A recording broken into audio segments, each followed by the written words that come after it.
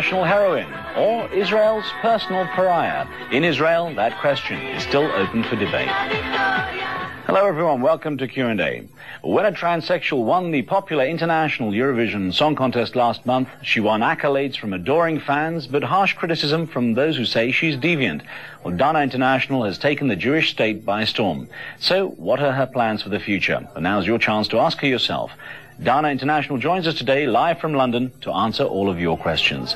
But first, more on Dana, her music, her fans and her foes. CNN's Gerald Kessel filed this report the day after the Eurovision competition. A gala welcome home for Israel's new #1 heroine. And top ratings on Israel television when Dana International won the popular Eurovision Song Contest. But she isn't a hit with all Israelis. Dana's a transsexual, and the Orthodox religious are aghast that she represented the state of the Jews. Homosexuality is a crime, transsexuals deviance, alleges this rabbi. I'm ashamed that Israel sent this deviant to represent Israel in the Eurovision. It doesn't bring to me a honor to feel that I am citizen of Israel, that we won in the Eurovision. I represent the regular Israelis and all the Arabs and all the Christians. Everyone who wants to be represented by me, he gets the #1. Those who disapprove me, I don't care about them. Dana, born Yaron Cohen, underwent a sex and name change 4 years ago. When Diva, the catchy song of the former drag club artist, bested that of 24 other countries, Dana's personal background didn't matter to the thousands of Israelis who cheered the international triumph. And a victory in a gathering perceived culture war. Now Dana International's victory carries the seed of a future battle. It gives Israel the right to host next year's Eurovision contest in Jerusalem, which has Orthodox politicians warning they'll fight tooth and nail to keep what they call sexual perversion out of the holy city. Gerald Kessel, CNN, Jerusalem. Well, do the religious right make a valid point, or are they making too much out of nothing? We want to know what you think. If you have a question or comment for our guest, Dana International, call us now. The phone number is 1-404-525-6888. You can also take part in the program by joining the Q&A chat room. To access the chat room, simply visit the Q&A webpage. The address is cnn.com/Q&A. Well, let's not waste any more time and bring her right into the program. Dana, welcome to Q&A. Hello. We heard you say in Gerald Kessel's report there that you don't care about the people who oppose you or what you stand for. Is it really that easy to ignore what people say? Well, tell you the truth, I'm a kind of person which I'd like to deal with people who like me, or at least treating me with respect, because I think that if you hate someone or if you dislike someone, you just make you feel bad, and that this is ugly feeling. So I don't like to hate people. I just love, to give positive energies out of myself and to share my success with all the people that would like to share it with me, and to be a positive thinking person, nothing more. And if a group of people has a problem with me, it's their problem. I don't like to have a problem because I don't have a problem with anyone on this planet. So it's about time that people will realize that we are all equal and deserve to be treated the same treatment as everyone, because I don't think that my sexuality is more important than my personality. So it's about time to wake up, people. Now, even whether they support you, whether or not, a lot of people wonder why you went through that operation, such a major operation. What made you do it?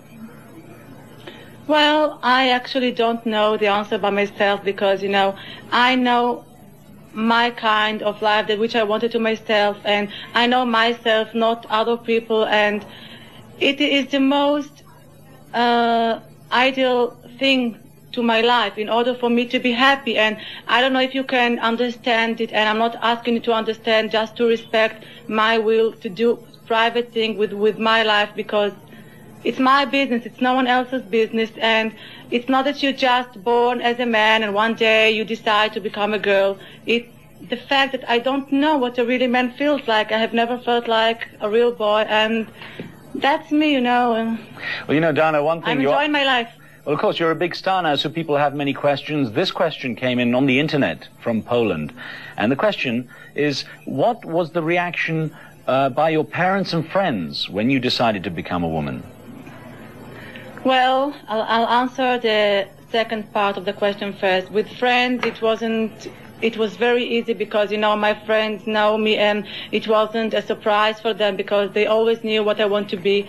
And with my parents, it was a totally different story. I can tell you that no mother and father wants their son to become a girl, of course, but it depends how much they love you and how strong they love you. I was separated from my parents for about 2 months, and we didn't spoke to each other. And after 2 months, my mother called me, and she said that she loves me very much, and she's willing to accept me no matter what I do with my life. As she just wanted me to think it over and over again in order that I will never regret it because it's a very serious decision that you make. There is no way to turn it back.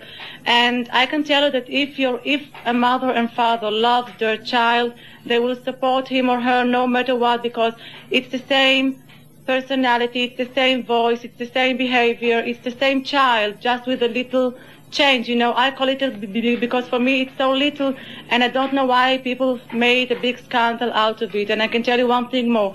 I was sitting with my parents, and we talked, and I told them, what would you prefer me to be, an unhappy boy for the rest of my life or a happy woman? And they thought together with me that my happiness is more important. And, no one is perfect, and love conquers all. If we love each other, it's more important than what I'm doing with my private body, because they're receiving the same respect and treatment that I used to give them before this change. So. And of course you have the musical success too now. Let me get the first caller on the line. We have Jordan on the line. Mohammed has a question. Go ahead, Mohammed.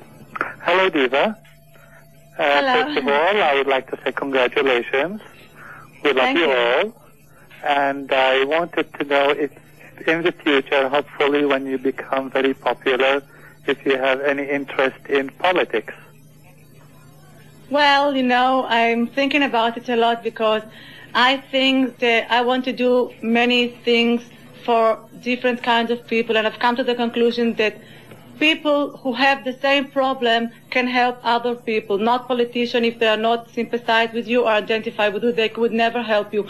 But as you know, I'm enjoying my singing career, and I would like for the time being just to concentrate on my singing career because it requires a lot of my time, and I don't know what would happen in the future. I just hope I would be healthy and maybe attend to politics. Well, we'll touch on some of obviously the political stir that you have caused in Israel in a moment. Let me get this email question in from Slovenia. It came across the internet saying, do you think being a transsexual helped you to win the Eurovision contest? Can we expect such controversy from future winners? Well, I'll answer you like that. Before the contest, people come and tell me, don't you think that because you're transsexual, no one is going to vote for you? And after I won, people come and tell me, don't you think that because you're transsexual, that's why you won the contest? I have to say one thing. It's human nature to criticize other people, and it has been like that in the past, and it's going to be like that in the future. No one could ever know why I won. It was those 3 minutes. The European society liked my song, and they choose me, and I don't think that we need to search the reason, because that belongs to the past, and it's a fact that no one could ever change. So let's look at the future. Let's squeeze in, before we go to break, let's squeeze in Rachel from the Netherlands with a question. Go ahead, Rachel. Hello, Dana. My name is Rachel Horsham. My question to you is this. Is it not true that in Israel, a person in your situation is legally given the status of a woman? And if this is so, what is the problem then with the religious sector of this if you are legally a woman? I don't understand this problem. Oh, I understand you. There is lots of responsibility by the Orthodox. They possess lots of powerful jobs, But if you go and you do this kind of surgery, you have the right to change your ID from a male to female, and they cannot do anything about it. And you could even have a birth child like a woman. And if you want to get married on something, and you go to a rabbi, and he cannot feel that you are a transsexual, so you can get married and you can fool him. Well, Dana, don't go away. Can't wait and get married. We're going to get a short break in here, and we'll be back with more questions to Dana International in just a minute. Don't go away.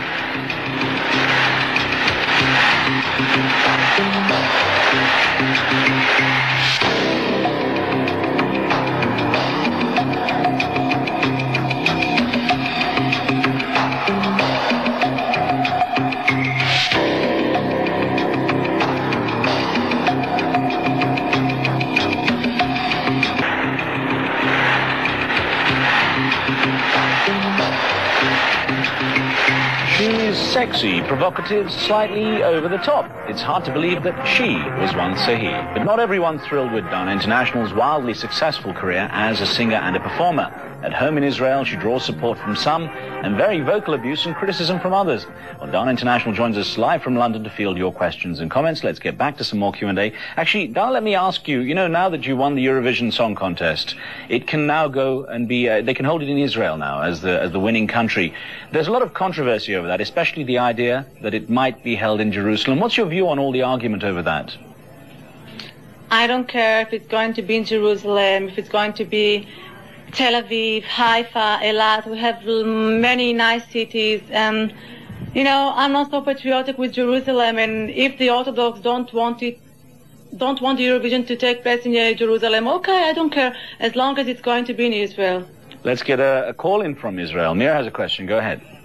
Yes, my question is, are you going to raise a family in the future? Well, what a question. I'm too young for it. Well, I might answer very quickly, but I'll tell you, I'm not going to adopt children.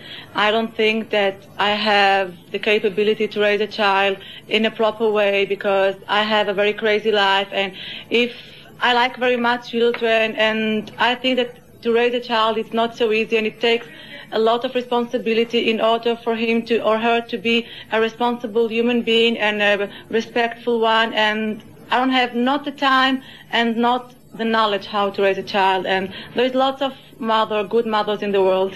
There's a question here on our internet chat room that takes place as the program goes out live. This question is, there was a rumor in the UK newspapers that you were offered the chance to join the Spice Girls but turned it down. Is this rumor true? And if so, why did you turn it down? That's Matt Ivan, our moderator in the chat room. Well, first of all, you know what newspapers they like. They change the order of the words and they print whatever they want. I had a meeting with a guy which works for the promoter, as a promoter for one of them, because they have a lot, for the Spice Girls, and he offered me to come and to have an audition for the Spice Girls group. I told him that unless he's going to offer me a 25 million pounds, I ain't going to do it, because no matter how successful they are, I don't need to be so successful and so millionaire just to be satisfied from my career. I think that less of it's enough, and I would like to be an independent singer, to have my career, because my songs are different than the Spice, and I want to be on my own. Now, of course, you don't have any problem with speaking your mind. This question that came from Israel on the internet says, do you consider yourself to be a feminist?